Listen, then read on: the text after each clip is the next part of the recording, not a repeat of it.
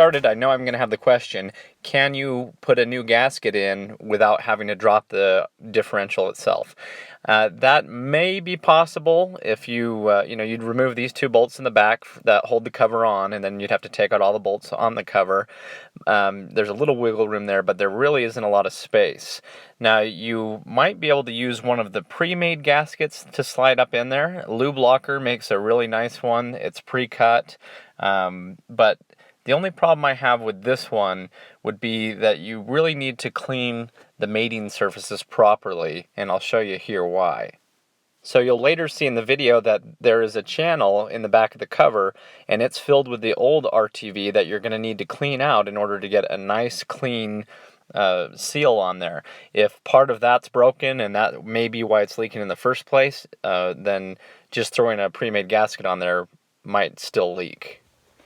Okay, so to remove the differential cover here, it's just 13mm bolts going all the way around it. So we're going to go ahead and just remove those all one by one. One thing to mention is you will find the tag on here, and it's telling you that this runs 75W140 is the gear oil that's intended for this.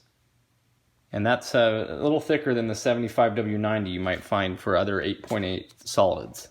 So the factory uses a version of a sealant, RTV, and you don't want to just pry on it.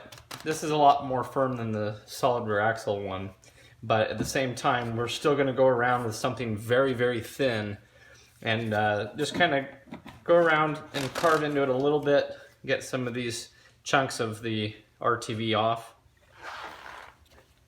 So you can see right here the bead of RTV can be cut away. See how we're peeling that out? And then there's a nice crack there for this to kind of go into now as we continue to separate it, but we're going to go around and just trim it very gently.